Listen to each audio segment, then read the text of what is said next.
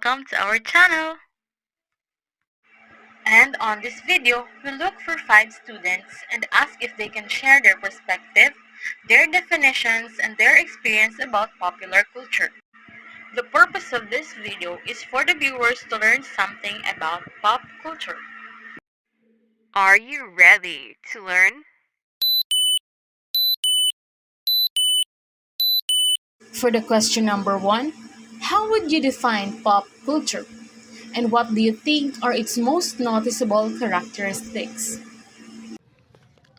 Para sa akin, pop culture, ito yung bagay na trend na makikita mo kahit saan. Halimbawa na lang ito yung mga style ng pananamit, yung mga usong pagkain, mga events, mga sayaw, ganyan, na konektado sa pang-araw-araw na gawain ng mga tao. Yun, para sa akin yun lang. Kumbaga sa akin ang pop culture, ito yung mga palagi nating nakikita o napapakinggan, katulad ng pakikinig natin ng mga musika, panonood natin ng TV, at isa pa dyan kung paano na manood ang mga kabataan ngayon kung mapapansin natin, di ba? Refers to people's culture, values, set of beliefs, traditions, practices, actions, and objects that are popular at any given time and space in society. That's why popular culture can be found almost anywhere. For example, mga movies, in television, painting, mga poster. For me, pop culture refers to the collection of ideas, practices, beliefs, images, objects that are prevalent and widely accepted within mainstream society at a given point in time. Its most noticeable characteristics include, for me, trend sensitivity, because pop culture is highly influenced by current trends, fashions, and social developments. Pop culture defines the contemporary use of arts. It is widely used by the media.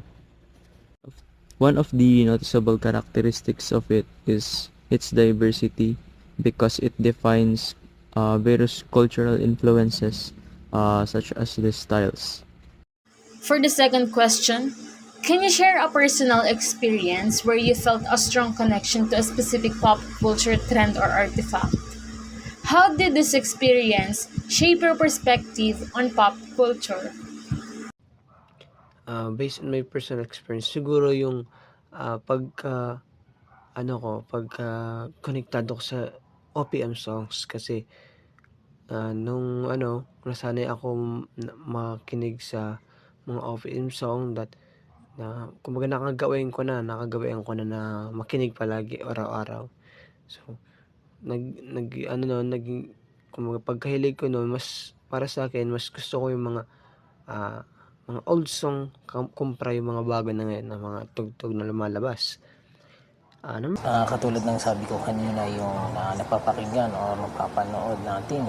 Ang isa sa mga experience ko din naman yung paggamit ko ng social media, yung paggamit ko ng Facebook, YouTube. Di ba dahil kasi ngayon karamihan sa atin ay hindi yung ginagamit, di ba? Yung mga tao. At dahil dyan, kumbaga madami din akong natututunan, di ba? At nakukuha ng mga informasyon. Di ba? Madaming ideya akong nakukuha. Personal experience that I felt a strong connection to specific pop culture, dancing, music, clothes, and movies, and many more. Because people adapt what is trend and it is continually changing. Depend on time and space. People are influenced by what is popular in their generation.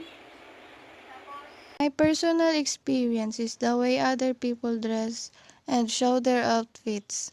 They use crop tops, baggy pants, and classy outfits. That's why my perspective on the way I wear clothes has changed because of the influence of other people. Ang pop culture po kaya it is present on most medias, lalo na yung mga popular such as movies, music. So one time po, I was watching this TV series about medicine. It encourages me more to become a nurse and help people po. Question number 3. From your perspective, how has the digital age and social media influenced the way pop culture trends spread and gain popularity? Can you provide an example to illustrate this influence? Malaki yung naitulong ng social media sa pagpapalaganap ng pop culture trends, and madali na din kasi madali din ma-access yung mga social media. Halimbawa na lang yung TikTok, 'di ba? Madaling makapag-share, madali din ma-access. Kaya madaming, kumbaga mas madali na ngayon mapalaganap yung mga popular or mga trends na mga events or ano pa man. Katulad ng sabi ko kanina, yung napapakinggan o napapanood natin. Yung isa sa mga experience ko din naman yung paggamit ko ng social media, yung paggamit ko ng Facebook, YouTube. Di ba dahil kasi ngayon karamihan sa atin ay hindi yung ginagamit, di ba? Yung mga tao. At dahil dyan, kumbaga madami din akong natututunan, di ba? At nakukuha ng mga informasyon. Di ba? Madaming ideya akong nakukuha. Since we are on Z generation, everybody was active in social media and everyone has their own mobile phones. Through the creation and posting memes, it can easily spread by sharing. Memes are often numerous images or videos that are shared widely across the internet. An example of this influence can be seen with the Ice Bucket Challenge in 2014. This challenge involved people dumping buckets of ice water on themselves. The trend spread like wildfire through Facebook and Twitter, with celebrities and public figures participating. Overall, the digital age and social media have transformed pop culture trends into dynamic, interactive, and highly accessible phenomena that can capture the world's attention. Yung media kasi on this time and era is much accessible than the old times. Tapos yung pop culture, it is present on popular media such as movies, games, and memes. Kaya yung mga popular pop culture trends, they spread easily. Number 4. Do you think that pop culture can challenge societal norms and spark discussions about important issues? Could you give an example of a pop culture artifact that has done so? Oo, halimbawa na lang yung mga uso ngayon na pananamit, tulad ng crop top, iba't iba pang usong pananamit na masyadong showy, di tulad noon na halos, takip lahat, gamit ng mga tao nung lolo natin, 'di ba, ay lola natin. Sa mga babae, mga parang dalagang Pilipina, yung mga saya, mga hahabang palda at iba pa. At isa pa din dito yung, ah halos tutok na ang mga bata sa gadget. Hindi tulad doon na halos pag kakahapon makita mo mga bata yan nandun sa labas na naglalaro. Ang mga patentero, mga tumbang preso, ganyan. Ngayon hindi na masyado kasi masyado nang tatok sila sa gadget.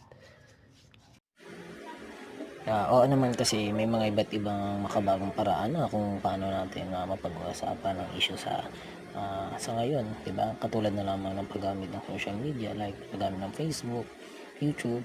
Dahil diyan, kumbaga, nalalaman natin, nagiging aware tayo sa mga issue ng ating bansa, 'di ba? Yes, for example, movies and videos posted on social media. There are some scenes which is not appropriate to some audience, especially the minor. For example, the music video of Miss Tony Fowler, yung MPL, yung Ako'y Tahimik Lang sa Umpisa, which is very showy and not appropriate to the minors, which is spread across the internet. There are instances that they are not supervised by adults. Through social media, people can now easily call out wrong practices, injustices, and have a different voice in different situations. People also give and easily negative comments because of internet. Yes, pop culture can indeed challenge social norms and spark discussions about important issues. It has the power to reach a wide and diverse audience, making it a potential tool for social commentary and change. Here's an example. The film Get Out, directed by Jordan Peele, this horror thriller tackles racism and social issues in America through a gripping and allegorical narrative. The film promoted important conversation about racial inequality and insidious nature of prejudice. They used the horror genre to explore real-world fears, encouraging viewers to reflect on and discuss crucial issues while challenging established norms and perceptions. Pop culture can challenge societal norms kasi pop culture develops or create new social norms and boundaries. So napapalitan nun yung mga old beliefs, yung mga lumang social norms. Tapos yung vast population, they adapt that changes. Last, in your interactions with people from different age groups, have you noticed any distinct differences in the way they engage with or perceive pop culture trends? Can you share an example that illustrates this generational shift? Meron, kagaya nga ng nasabi ko sa ngayong generation na mas napapadali na ang pag-access ng mga popular culture trends at mas madami na ang nakaka-relate, hindi tulad noon na pagdating sa mga pop culture trends na medyo ang iba naiiwan, lalo na yung mga nasa malalayong lugar or nasa bundok part na lugar, 'di ba? Pero ngayon, mas napapadali na ang pag-access or pagpapalaganap ng pop culture trends. So yun. Oo, kasi kung dati ang hilig lang naman ng tao ay simpleng pamumuhay lang, katulad ng kanilang panunood, simple lamang. Kung mapapansin kasi natin ngayon na kumbaga ang panunood kasi ng mga kabataan ngayon is kumbaga paastigan ng paastigan, pagandahan ng pagandahan ng panonood. At kumbaga mapapansin naman natin ngayon, isa pa dyan ay yung pakikinig nila ng mga musika, di ba? Katulad ng tugtog na ng ibang bansa halos napapakinggan natin dito, di ba? Absolutely yes. For example, in this Bicol region, when someone coming to our home and if he or she is older than us, we immediately get their hands and say, Bisa po, as a sign of respect to them. But in other region, like Hulu-Sulu, their kinds of respect is different from us. Their hands putting to their chest as a respect to them. For example, in music industry, older generation may have grown up with physical records and cassette tapes, which were the primary means of listening to music.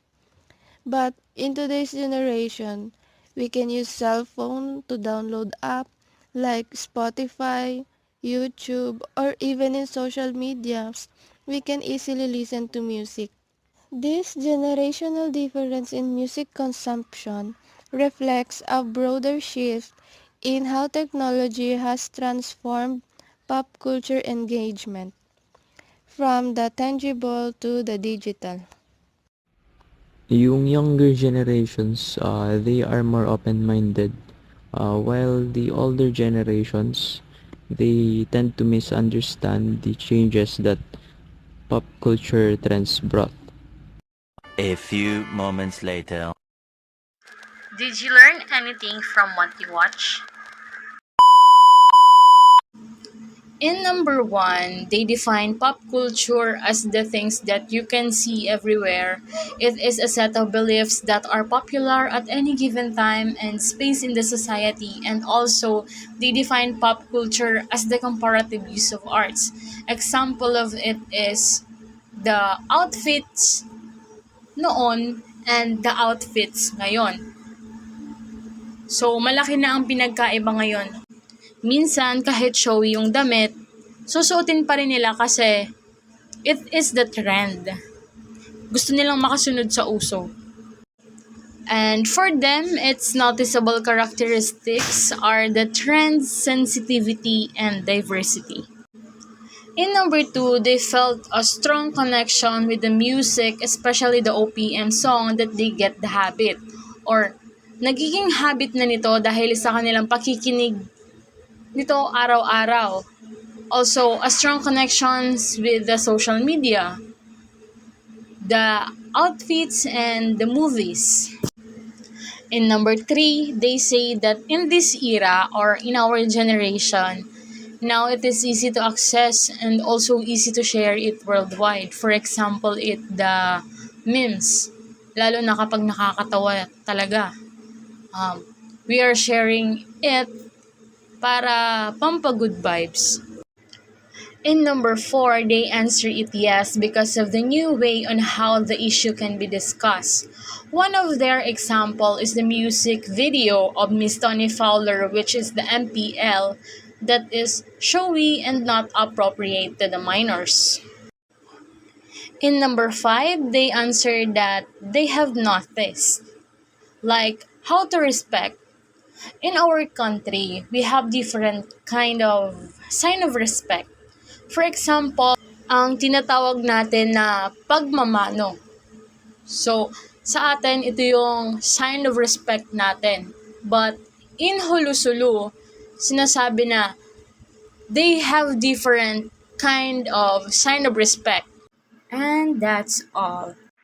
Before this video ends, we would like to thank Sir Rodley Belen, Sir Charlie Eva, Madam Mariel Tripon, Ma'am Franz Gomez, and Sir John Jasper Morfega for giving us a chance to interview them and share their perspective on pop culture.